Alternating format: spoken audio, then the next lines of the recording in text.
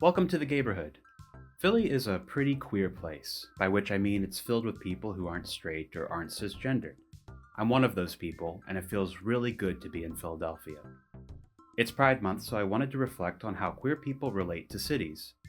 Historically, when queer people cluster into gayborhoods, also called gay villages, gay neighborhoods, or queer neighborhoods, we have had the opportunity to develop our culture, to develop our understanding of our own sexualities and genders, to keep each other safe, and to work to make society more accepting of our existence. Simply put, queer spaces allow us to be ourselves publicly in a world that would rather we keep our identities private. Today, we are rapidly losing those neighborhoods and safe spaces. Queer people are once again a minority in the spaces they fought to carve out. Long-standing queer institutions are closing down or restricting queerness to attract straight people. Queer people are dispersing throughout cities and into suburbs, and our culture isn't following them. We're rapidly losing safe places to congregate, and I don't know how to recover them. And the spaces that do remain are almost always tied to spending money and drinking alcohol, leaving out whole groups of queers. It's not exactly the most uplifting story, but we as queer people have the power to decide how it ends. Maybe we can right this ship.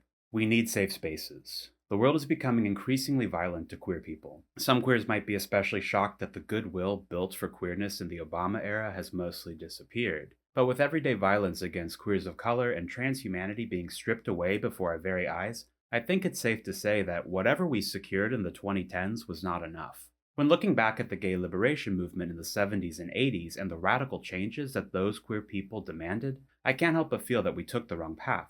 The loss of queer neighborhoods is partly tied to the queer movement's shift away from liberation. The fight to be equal to straight people in terms of marriage, military service, and capitalistic consumption was ultimately successful, but it isn't protecting our most marginalized members. I'll explore this today. This video won't be painful. I don't plan on invoking community trauma to make my points. For my straight audience, I'd like to say up front that I'm not against heterosexuality. I'm against heteronormativity. Heteronormativity is the idea that it's normal to be straight and it's not normal to be queer. This results in oppression and violence against queer people. I'll be talking about how queer neighborhoods formed, how cities gentrified them, and how the cultural shift away from liberation enabled their destruction. Now that we have that out of the way, get ready with me. I need to figure out an outfit for Pride. I know that I want to look hot both in temperature and in sex appeal, so I'm thinking a crop top.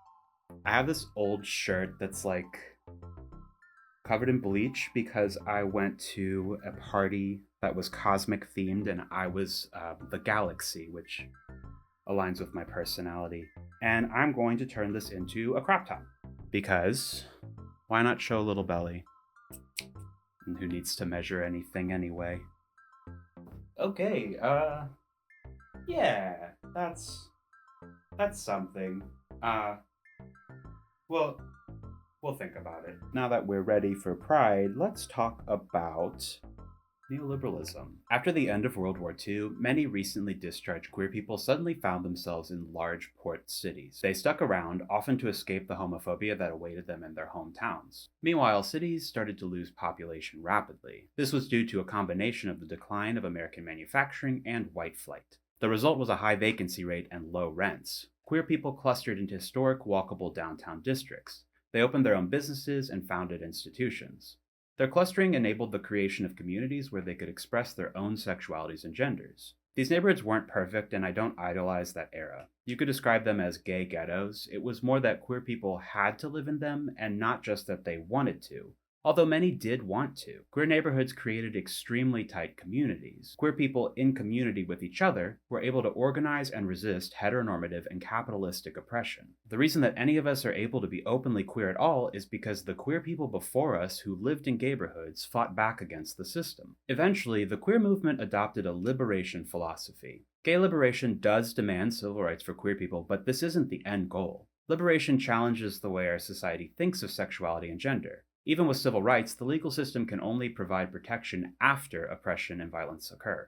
A liberation philosophy invites everyone to consider how heteronormative capitalist society has shaped our sexualities and genders. This applies to straight cis people just the same as queer and trans people. The ultimate goal of liberation is to get to the point in society where we don't question each other's sexualities and genders, where we don't force upon anyone a cookie-cutter standard of how they should be. The liberation movement would not exist without gayborhoods. Up until the 90s, the gay liberation movement was supported by the majority of queer people. But if you learn anything from this channel, it's that something happened in the 1980s that would impose a lasting regime of anti-democracy, racism, endless war, and police violence.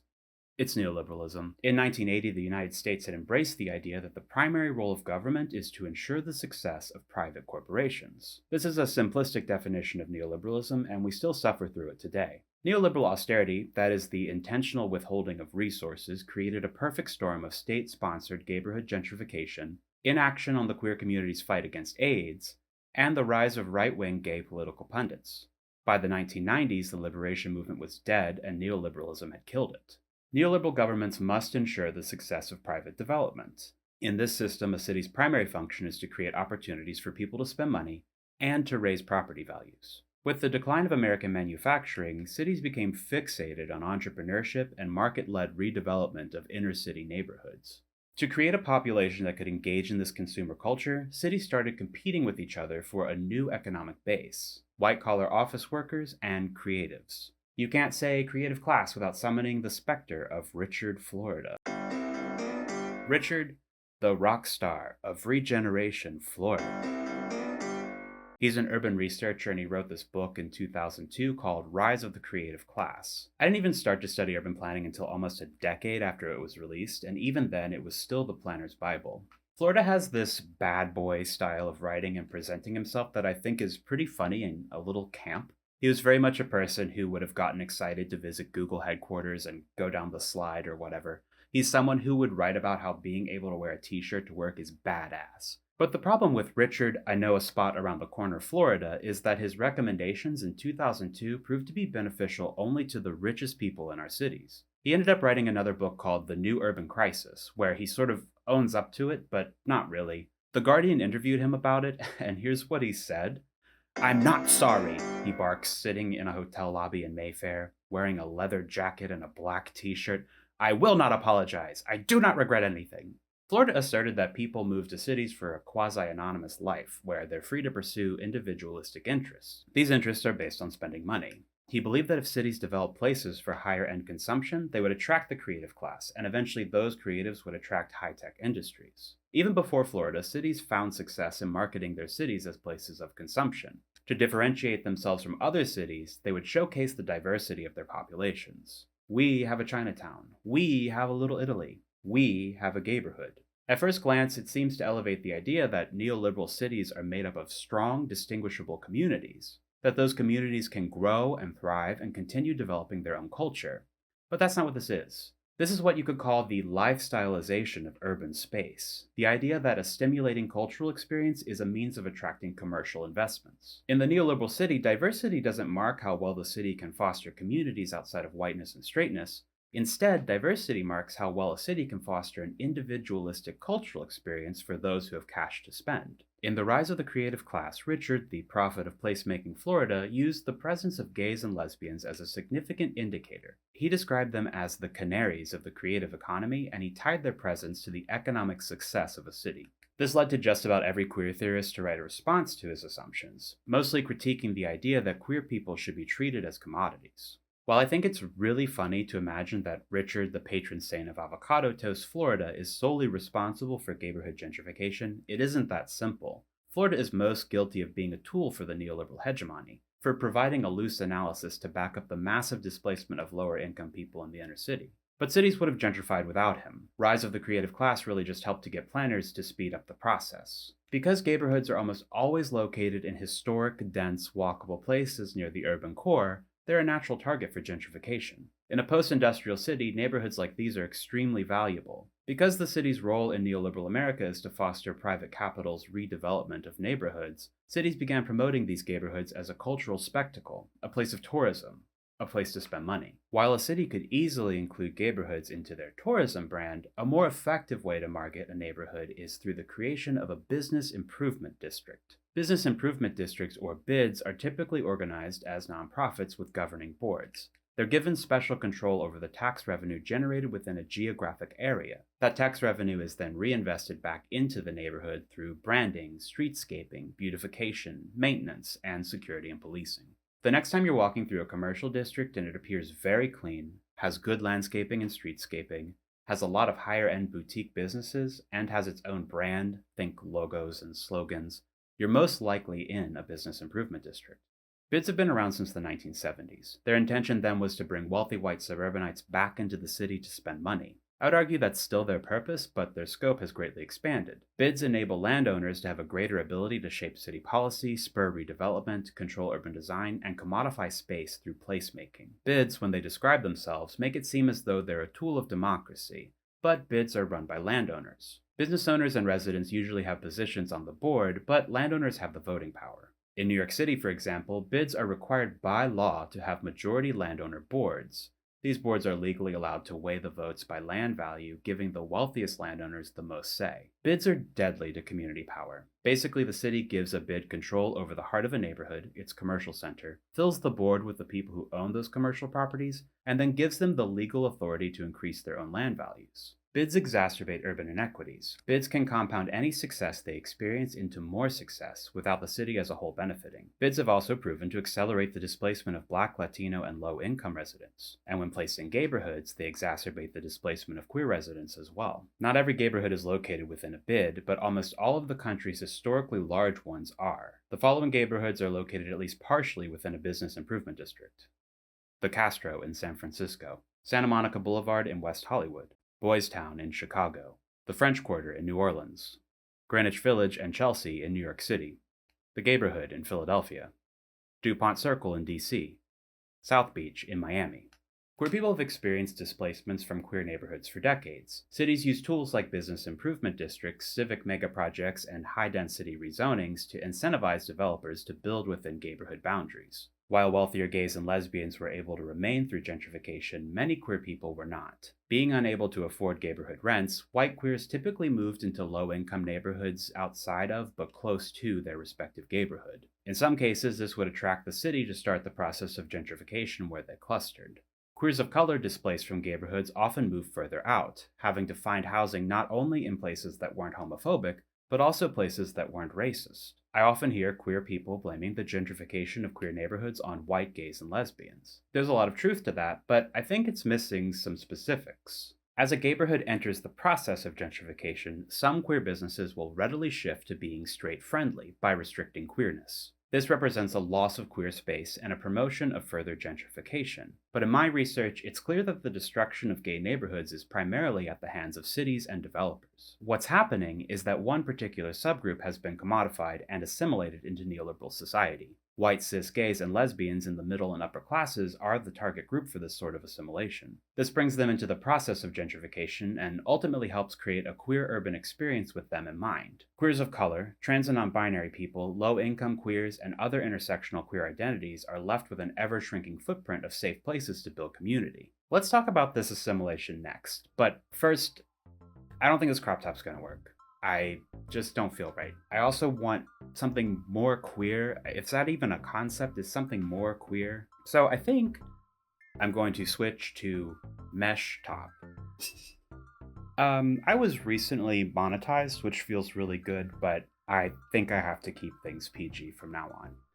Not that I was ever that sexy on here. Now that we've talked about gentrification, let's move on to the queer ideology that helped enable it. Queer neighborhoods, when they were at their peak, were centers of radical resistance and liberation philosophies, but by the 1990s this wasn't the case. AIDS decimated the queer population in cities through the 1980s, leaving a vacuum of thinkers and doers. AIDS required the queer movement to turn inward, to care for itself.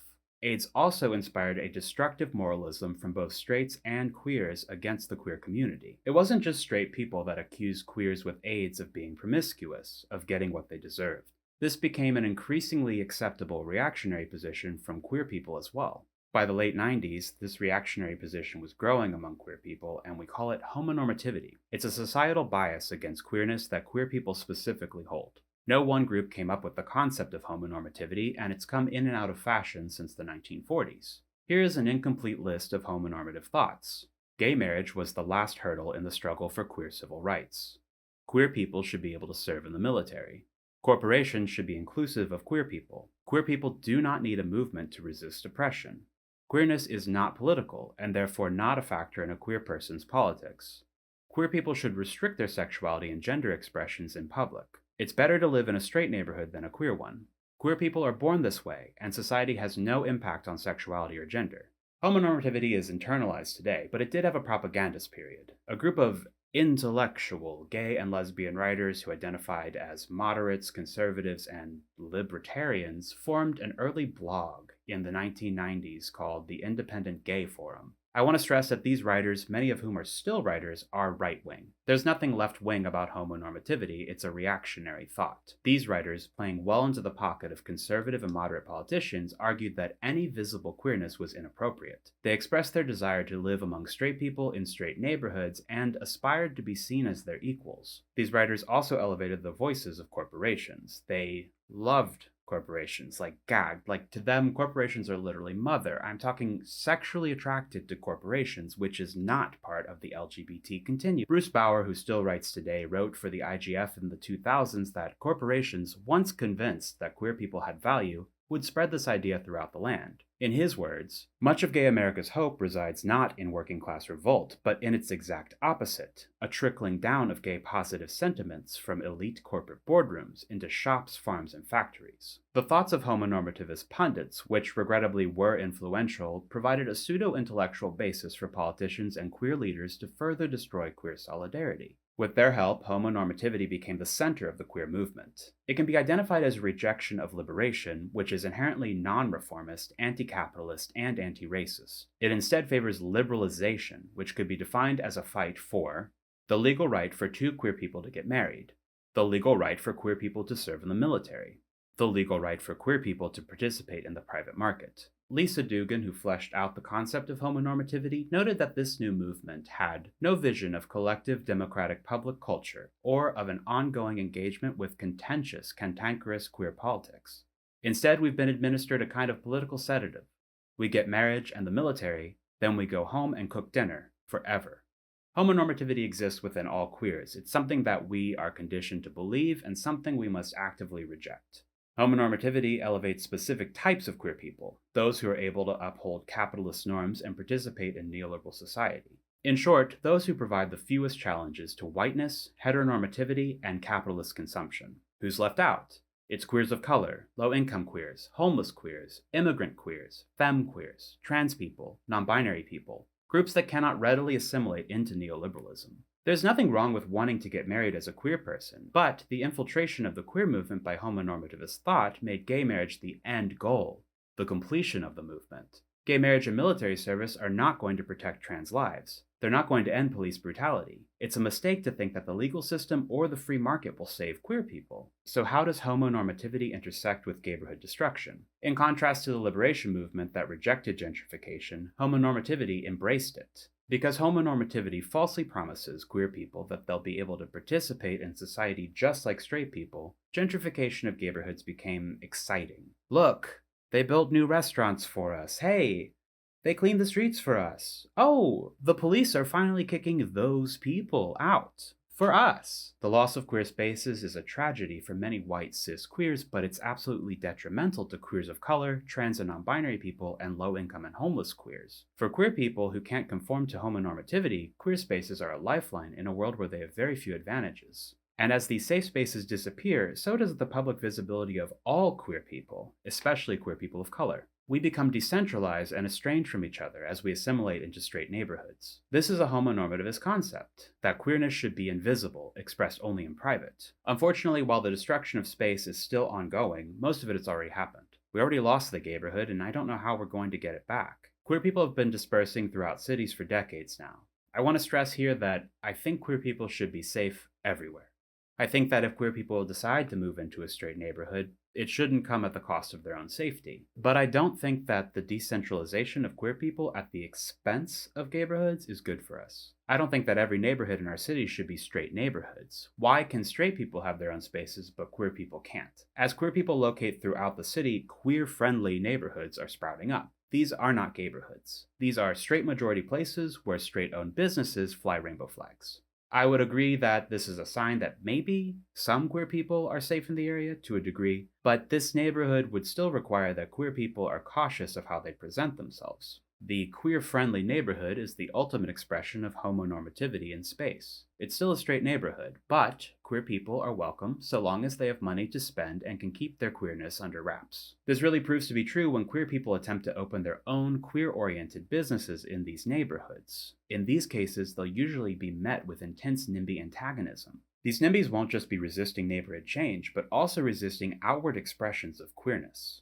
Losing queer community connection facilitated by urban space is a loss of collective queer identity. As we spend the majority of our time around straight people in public, we start to take on their characteristics. Queer people today might not even consider their sexualities to be important. The sociologist Amin Ghaziani describes this concept as post-gay. Post-gay queers don't center their queer identity. They believe that society has shifted to the point that they're accepted by straight people. Post-gay identity is what those early homonormative writers were calling for. It represents the collapse of queer solidarity and queer liberation. Just like homonormativity, I don't believe that post-gay is an active choice, but more so a reward for playing the game and assimilating into consumer capitalism. If you're queer and you can say that your queerness is not important, that's quite a privilege. I would urge you to consider the sacrifices made, not by reactionary gay blog writers of the 2000s, but by the queer liberation movement that got us at least this far. Post-gay queers don't really care for gayborhoods either, as I'm sure you could guess. A post-gay person would probably think of a gayborhood as passé or antiquated, something we don't need now that queer people can allegedly live anywhere.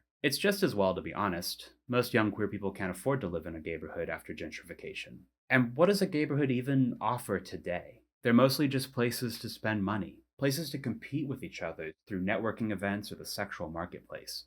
Places to go to be alone in public. And what I'm talking about is going to the gay bar and just standing in a circle with the guys you came in with. I've never known anything besides neoliberalism, and I have a lot of trouble thinking about what a gayborhood could be without a culture of consumption. Still, I think we should at least try to create something better. I'm gonna be honest with you. I think the homonormativity is sinking in here, and I just don't feel comfortable in a mesh shirt. So I'm gonna change. I have one more option. Okay. I love this shirt so much, and I get a lot of compliments on it. It's from a creator called Cruel World, and I think it's the vision of positive masculinity, right? Like I'm strong, but I'm also vulnerable. In researching for this video, I read hundreds of pages about homonormativity, and of course, at first read, I was like, I hate these people. I would never associate with these people. And then I just couldn't stop seeing all the ways that I hold homonormative thoughts. I do sometimes raise an eyebrow when someone is queer in public. I don't do the best job of building community with the queer people around me, and a lot of the time I reject the opportunity to do so. What I want to say in this video is I'm working on it. I'm reminding myself that I'm working on it. My careerism, my tendency to network, my exclusionary nature in public, the ways that I use my privilege as a cis, white, mask-passing, middle-class man, besides being bi rather than gay, I'm exactly who benefits from homonormativity. And I don't feel right about that. This video is more difficult than my other ones because I don't have a lot of short-term advice. Rebuilding the gayborhood requires a total shift in our economy. I explained how gayborhoods came to be. A very small window of opportunity opened, was seized, and was taken away. I guess, in my mind, if we didn't commodify land, then a gayborhood could probably pop up anywhere. Perhaps a small group of queer people could purchase a building and start to rent it out cheaply as a community land trust. Maybe public housing could be built around queer institutions, making gayborhoods affordable again. Maybe gay clusters could turn into gayborhoods across the city, creating pockets of culture rather than isolation. If we want to get the gayborhood back, we have to join with the tenants movement.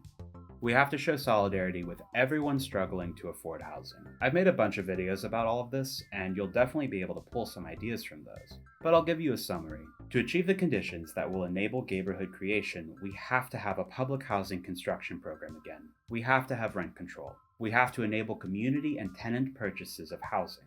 We have to work against the corporations that see our cities as playgrounds for the rich. We have to work together to imagine a city that isn't just a place to spend money and ogle at tall buildings.